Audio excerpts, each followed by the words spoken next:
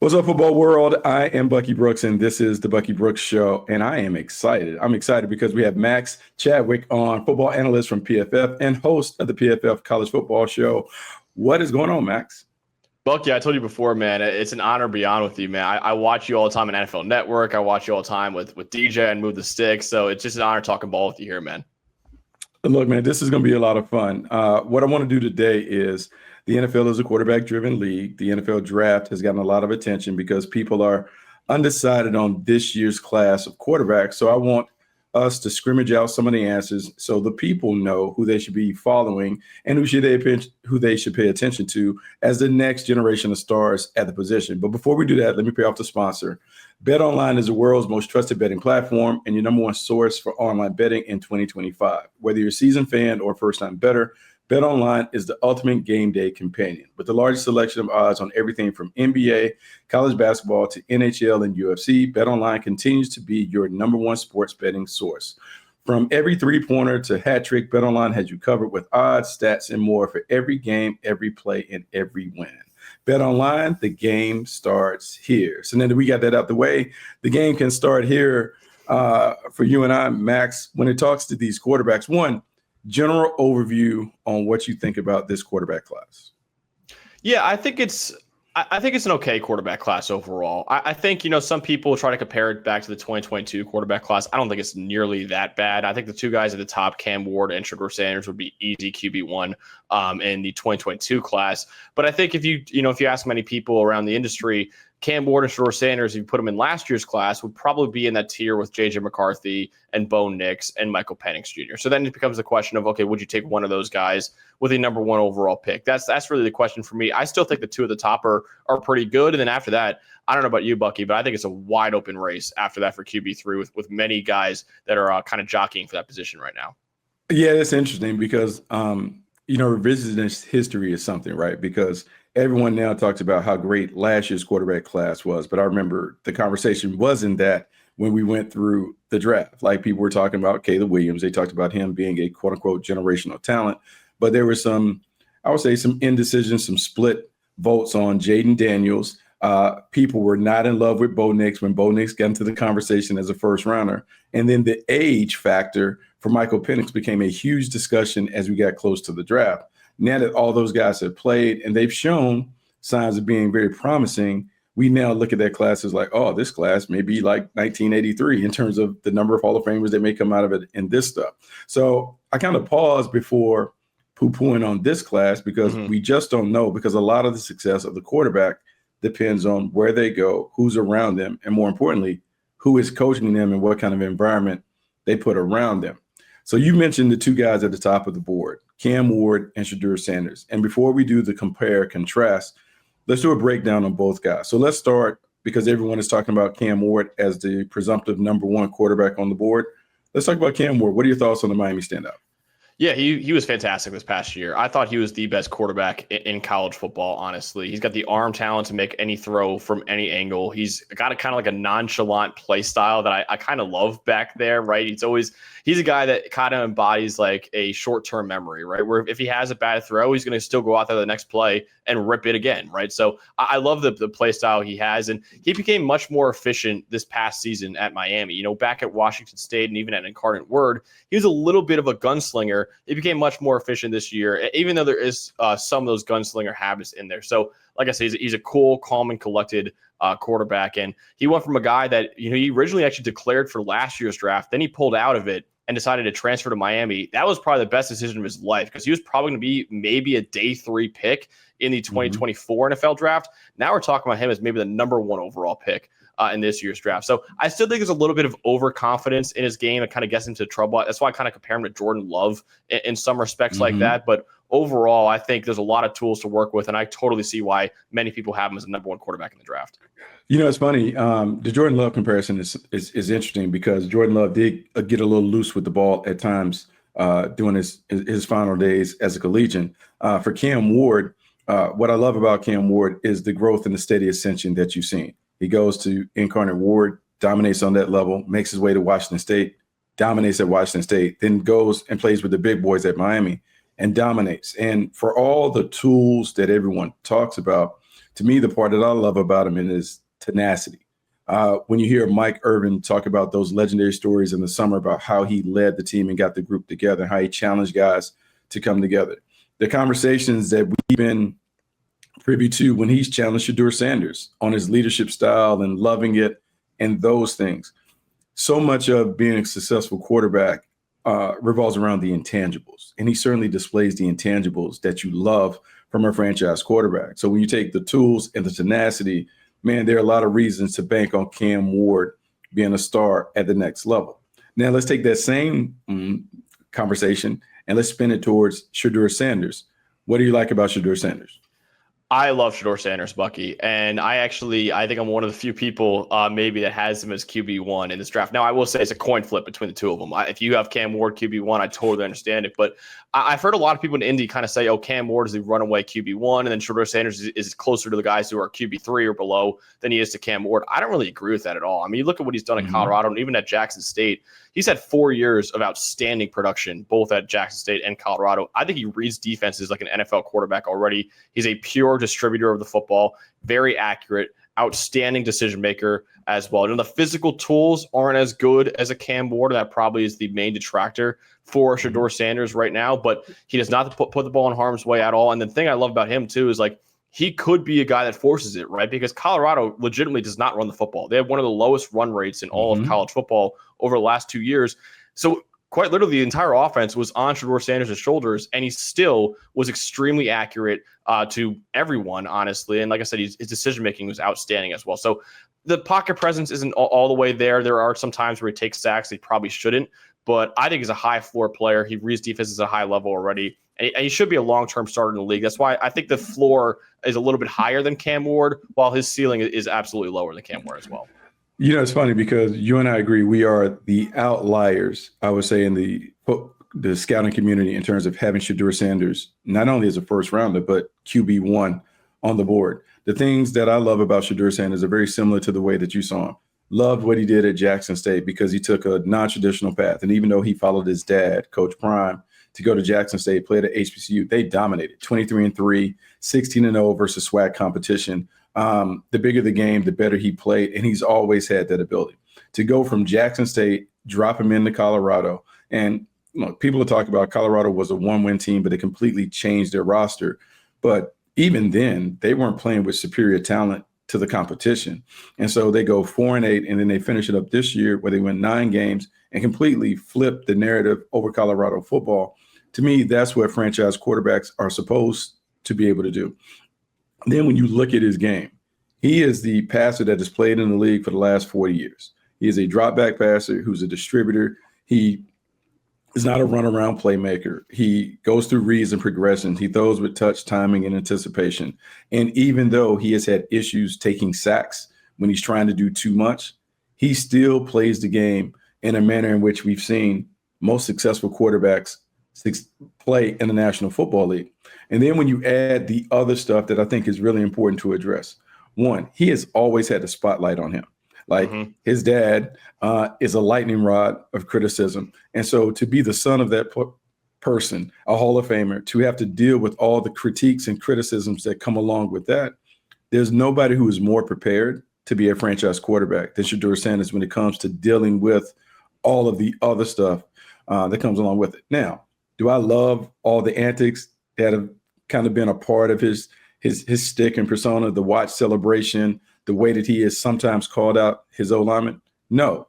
But I also feel like when you get to the bottom of who he really is, he loves ball. He loves playing. When you look at the guys around him, they gravitate towards him. To me, every great quarterback that I've ever been around has that infectious personality where the guys really believe in him. So I'm more willing to bank on him being extremely successful and handling all of the stuff that comes along with it, while also having a game that really translates really real to the NFL.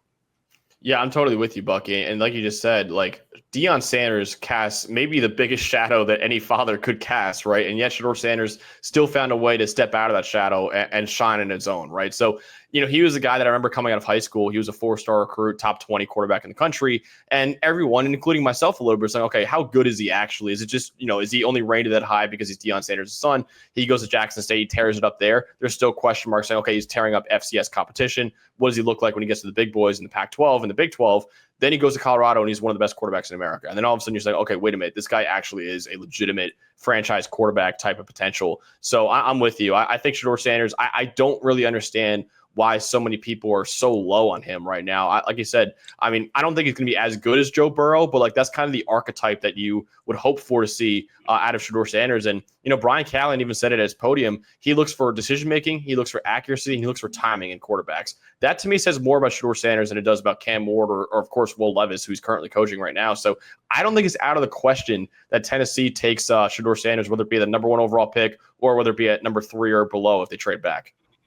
It's funny that you brought it up because that's the thing that no one wants to hear. I think people felt like Brian Callahan was maybe fluffing up Shedeur Sanders to maybe lure somebody to be number 1 pick. But when you go through and you look at the quote that he had, this was a couple of weeks ago, where he made a comparison between Joe Burrow and Shedeur Sanders. And he talked about decision-making, accuracy, the way that they throw, touch, timing, and anticipation being those things, and how he could see Sanders in a similar light to Joe Burrow. People were very dismissive of that. To me, Shedeur Sanders falls somewhere in between Joe Burrow and Geno Smith in terms of playing style. Geno Smith at his best has been a Pro Bowl player. Joe Burrow at his best has been a guy who led a team to a Super Bowl, NFL Comeback Player of the Year, Pro Bowl player, and those things. Those two comparisons lead me to believe that Shedeur Sanders is going to be very successful. Now, when we debate the two, Cam Ward, Shedeur Sanders, I know you talked about Shedeur being QB1. Let's dig a little deeper into that comparison. Why do you see Sanders as QB1 over Ward, even though you acknowledge that Ward has a higher ceiling? Yeah, I think there's so many times where in previous years when I've scouted quarterbacks, I've gravitated towards the ceiling and it's burned me before. So I kind of look at a guy like Shedeur Sanders and I go, okay, I know what he is right now. Whereas Cam Ward, of course, the season he had at Miami, he was so good. And that made me think, okay, maybe there is a higher floor there than there is with Sanders. But even there's still some throws on Sanders on Ward's tape, where you don't really see it on Sanders' tape. You're saying, okay, like the pick 6 against Cal, where he's rolling to his right, throws it across his body over the middle of the field. The defender picks it off and runs back for a touchdown. Like you never see Shedeur Sanders making that type of mistake. There's still at times is that type of mistake on Cam Ward's tape. So I think there is a floor argument there with Shedeur Sanders. I do think the floor is higher with him. And, maybe, Joe Burrow, like I said, does not have the best tools, does not have Josh Allen tools or Lamar Jackson tools or Patrick Mahomes tools, but yet he's still in that class of quarterback because of how well he sees the field and how well he distributes the football and how accurate he is. Again, I think Shedeur Sanders is a lot like that. Again, I don't know if he's going to be a top 5 quarterback in the NFL like Joe Burrow, but I still think like that kind of floor is rare nowadays in quarterbacks, and I think that's what Shedeur Sanders gives you.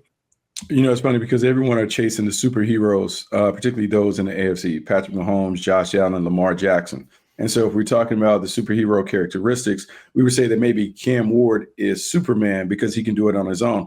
Shedeur Sanders is more like Iron Man. If you put him in the right environment with the right people around him, he certainly can join the crew. I think this is going to be a fascinating discussion and conversation because everyone is going to tie these two guys the rest of their football careers. And like you, there is some comfort in knowing Shedeur Sanders, I know exactly what I'm getting. I know who he is and what he's going to be. Cam Ward, I'm chasing excellence and greatness. If I can harness some of it, you can't go wrong. But for me, Shedeur Sanders has been QB1 the entire time, and I think it'll probably stay that way throughout the process. But it is a fascinating discussion. But now we talked about QBs 1 and 2 in whatever order. QB3.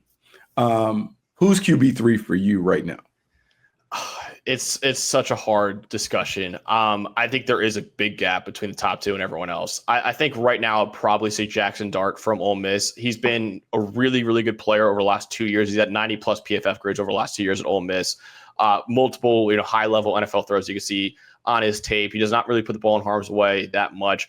The problem with Jaxson Dart is, even though he grades just as well as Shedeur Sanders and Cam Ward in our system, is that the Ole Miss offense is extremely quarterback friendly, right? So you're kind of reading one side of the field, and multiple times he's only having one read, and then if not, he's taking off and running. So that's the problem with Jaxson Dart, and that's honestly a problem you saw with Matt Corral when he was coming out of college as well. As okay, how much of it is the Lane Kiffin system, and how much of it is actually Dart doing it. So I think there's still work to be done in terms of his processing ability when he gets to the NFL, which is why I'm a little bit lower on him than Sanders or Ward, even though he grades just as well. But I think that's the issue with Jaxson Dart. And honestly, that's the issue with a lot of quarterbacks in college football nowadays, is that the offenses have become more and more simple for quarterbacks. And when you get to the NFL, as you know, it's not as simple as that, right? You can't just have one read and then take off and run. So I think that's the problem with Dart right now that I personally see, is that I think the processing ability, you just don't really know yet because he hasn't really been asked to do it at Ole Miss.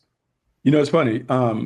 There is man, we got to quit hanging out. I know we didn't talk before the show, but man, we have so many similar points and similar views on this quarterback class. Jaxson Dart, to me, I'm looking at my notes and I'm saying he is a big play hunter, but a lot of those big plays are created by Lane Kiffin. Like Lane Kiffin makes it so easy for the quarterback to thrive, just because, man, when he schemes up winners time and time again. You see guys running free down the field, crossing routes, big plays, and all he has to do is really just make the layup.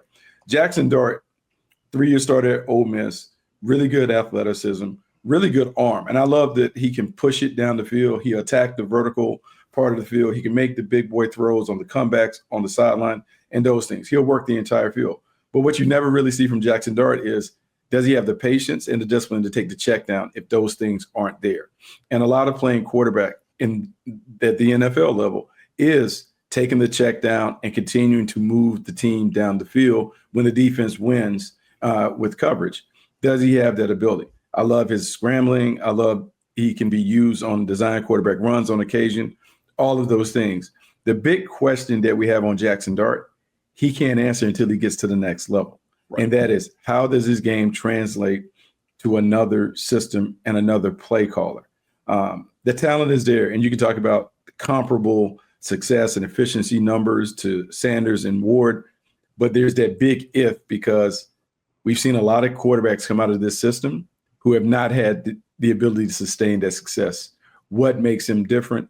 I'm a bank on his arm talent. I'm a bank on the conversation that we had, like he and Jaxson Dart came to a studio one day and we had an opportunity to talk, the IQ and those things, but he still has a lot to prove. And so he is more of an unknown. That's why I have him ranked considerably below Ward and Sanders. But I do believe I can see him being a first-round talent, because I think in the right system, he certainly can be a solid starter for a team.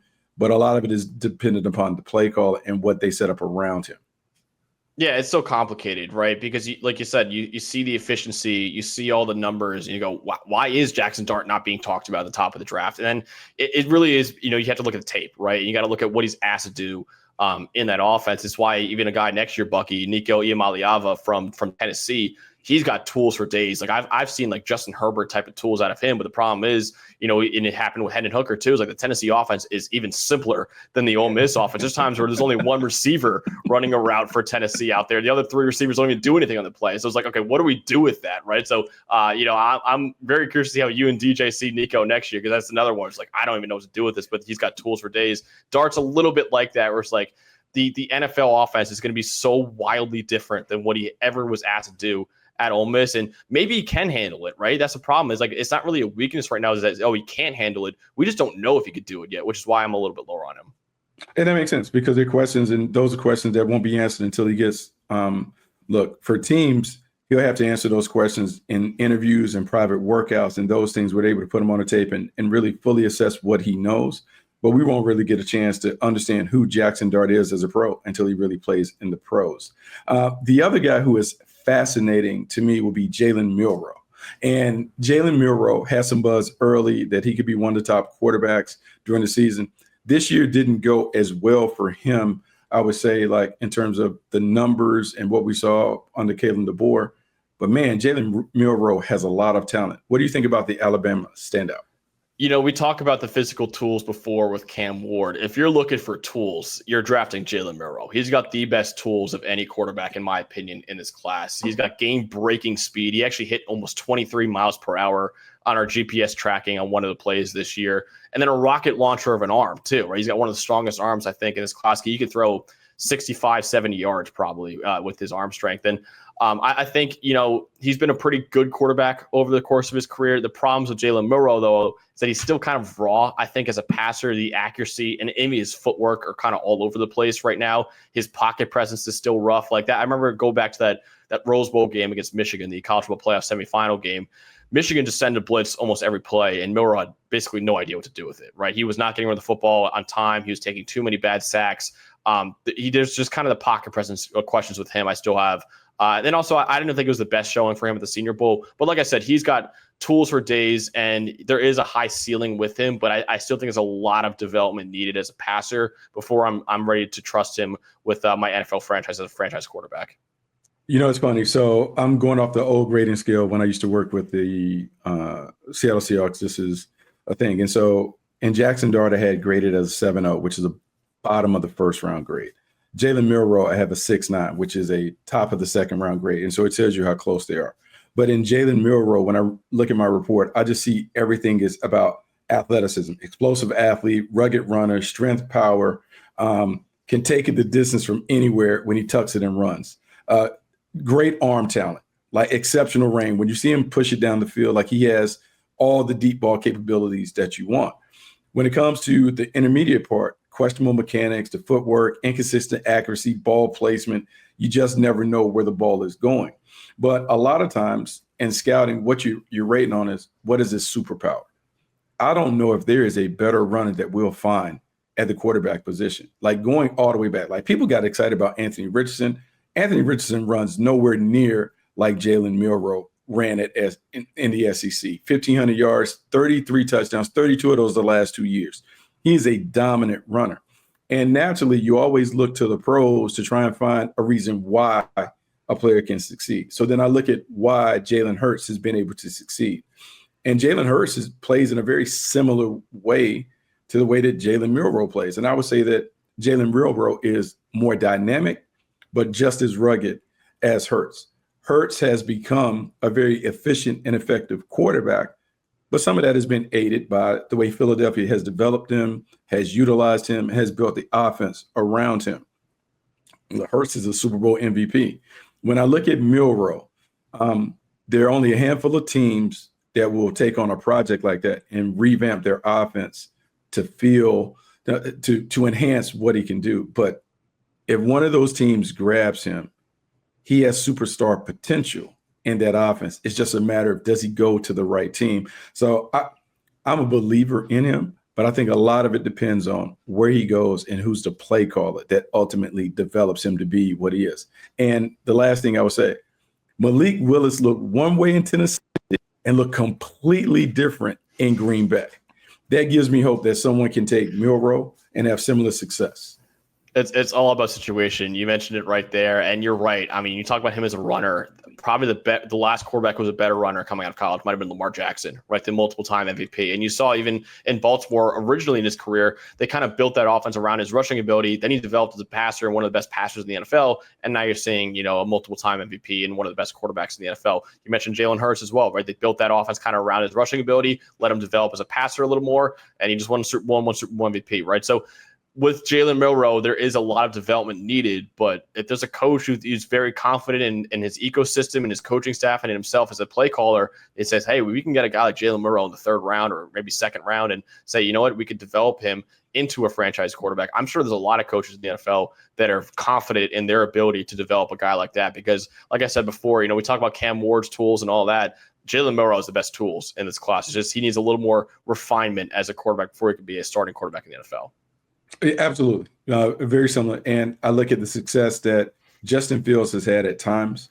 There is a path. There may be a narrow path for having success with a quarterback that doesn't improve dramatically as a passer. But I saw Justin Fields have 1,000 yards rushing. I saw him have an impact on game. I saw him win games for the Pittsburgh Steelers even this year. I think that will make some teams more intrigued at the possibilities of what could be with Jalen Milroe. Now, I got to go to this one because every year we kind of have like a pre-draft darling, someone that kind of rides the red carpet throughout the process to kind of become a notable name. And this year it has become Louisville quarterback Tyler Shedeur. he has become, I would say, the biggest boom or bust candidate in the class because we have people who are really falling in love with his tape. 7-year player, bounced around from Oregon to Texas Tech, made his way to Louisville, had a great year at Louisville. You had a chance to see him at the Senior Bowl. Just give me your thoughts on, I would say, the darling of the combine, Tyler Shutt. Yeah, he has been a fascinating case study recently, right? With the guy that, at Oregon and at Texas Tech. And I don't know, I didn't think he was that great. And then, he had kind of an extensive injury history too, which I think is that's one of his main problems, at least when you look at the NFL. It's like, okay, how the injuries going to stack up with him? Because he's had many serious injuries in the past. But he goes to Louisville with Jeff Brom, and he was one of the best quarterbacks in America. And what I think you have in Tyler Shuck that you kind of look for as an NFL quarterback is that he's got good size, he's got NFL caliber arm talent, good arm strength too, and the ability to kind of put the right amount of touch on passes too with Tyler Shuck. So I don't know if he'll ever be an NFL starter.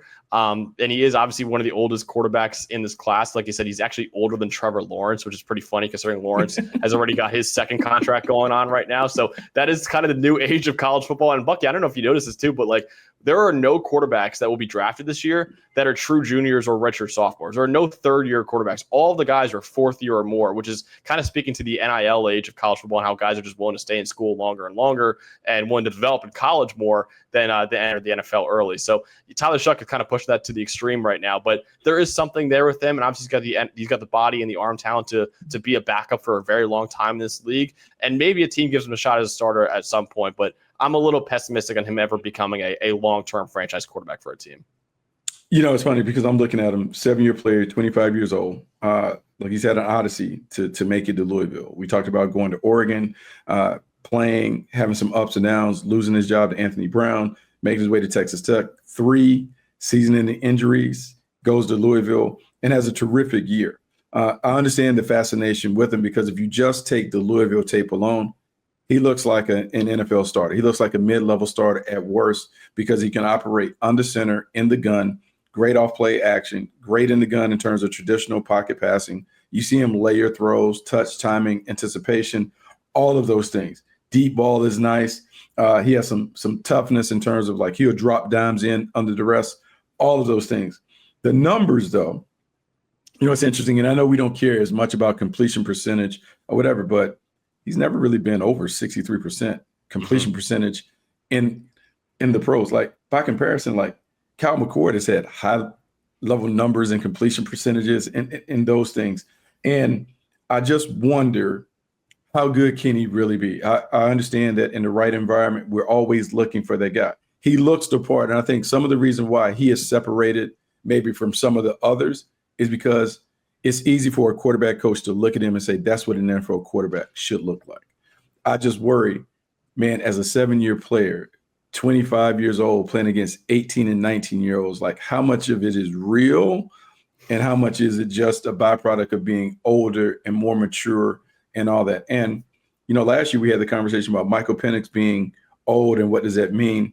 Some of that still applies with Tyler Shutt. Like, what is the upside? How much is left to develop and pull out of him? It'll be fascinating to see where he goes and who takes on this project. I would say, to me, the comfort zone coming off the board would be like second round, mid-second round. I don't think he's a first rounder because there are too many uncertainties about him. I would say I could get comfortable around middle of the second, top of the third. He has some value in that. I just don't know what the ceiling is going to be with Tyler Shutt just because we've seen him in college for 7 years. Like how much is left to continue to develop? Yeah, exactly. And really only 1 year of elite production too, right? Like I said, at Texas Tech and at Oregon, he showed a lot of warts on tape, in my opinion, at least. So, I think that his problem too is like his footwork still needs a lot of work too. So it's like, okay, if you're 25 years old and you still need to develop your footwork, like what are we talking about as a first round pick here? So I'm not really with the first round hype like you. I think more as a day 2 guy, I'm way more okay with that. And like I said, there is something there because of his tools. But the injury history is going to be a big part of it. I think the medicals are going to be huge for him.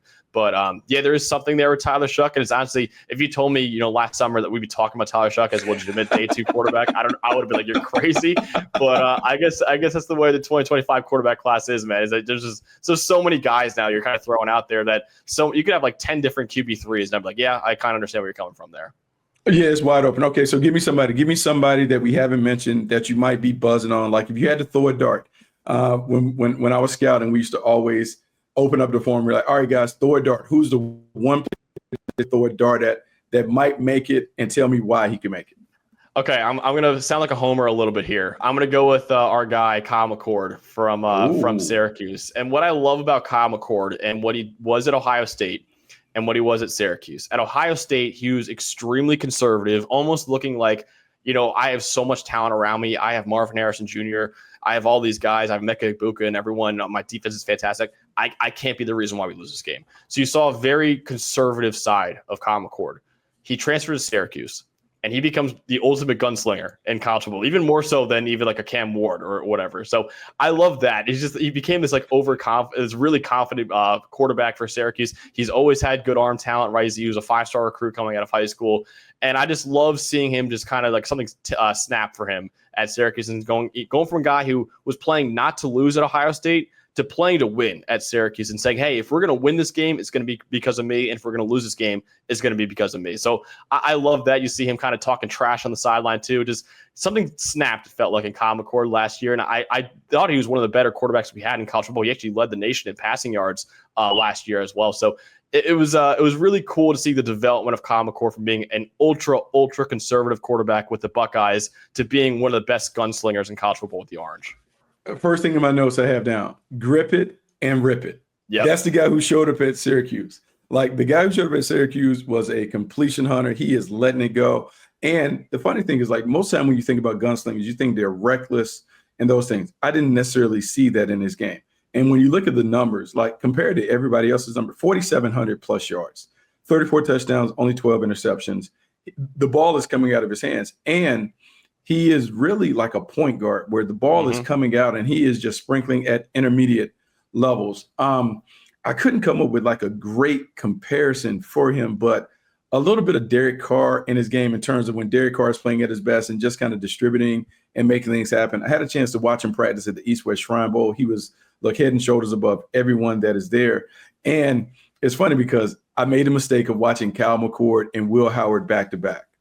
And I don't understand why Ohio State, look, they won a national title, but I don't understand why they moved on from McCord for Howard, because to me, McCord is a much better player and prospect. And I look at all the weapons that Ohio State had this year. I can only imagine if the gunslinging Kyle McCord showed up with the Buckeyes, what that offense could have been, even though they won the Natty with Will Howard. It's funny to how it all comes full circle, but you definitely see the pedigree, the 5-star pedigree. The talent is there and all those other things. For me, I think he is a quarterback 2 in the league. In the right situation, he could be a guy that plays 10 years in the league and has opportunities to start at times. But I think you know exactly what you're getting with him. He's going to take care of the ball. He can get it out. He can end games and finish games if he gets in. We'll see if he has long-term starter potential. But I do know I like what I've seen on tape, and I do think there is some value in taking him. I just love seeing the development as a quarterback, right? Like I said, going from a conservative one to a guy who's just letting it rip, like he said. And we said it before, we talked about it before, is like he's kind of got the Baker Mayfield mentality, just without the Baker Mayfield arm talent, right? That's kind of the way I see Kyle McCord. So I think the arm talent might keep him from ever being a starting quarterback in the NFL, but man, I just think he's such a fun player to watch. And I just love watching guys develop in college, because some guys, come into college and stay the same throughout their whole career. Seeing a guy like Kyle McCord go from one side of the spectrum to the complete opposite side was one of the cooler developments I thought of college football this past year. I mean, you know what is a cool development? A cool development was having Max Chadwick on the show. Like, this has been a great conversation. We're going to have to do this again. I'm going to have to join your show. So tell me, when can the people catch your college football show? Yeah, so we're doing a couple live shows, hopefully every week. We're kind of going over NFL draft stuff right now, the PFF College Football Show on YouTube or anywhere you get your podcast. And also, I do the PFF NFL Show with Trevor Sycamore, a good amount too, which you can find that on YouTube or anywhere you get your podcast as well. Okay, man. So look, we have to run this back. We have to talk so many things to talk about. I'm gonna have to hit you up on these pass rushers and what's coming. But until next time, we're able to get together. Make sure everyone locks in to to all the stuff that we're doing at the Believe Network. Make sure you rate, review, subscribe to the podcast. Make sure you continue to come back to the Bucky Brooks Show and hit that up, because as we get closer to the draft, we're going to have more fascinating discussions like the one we had today. Until next time, I'm Bucky Brooks. We'll talk to you.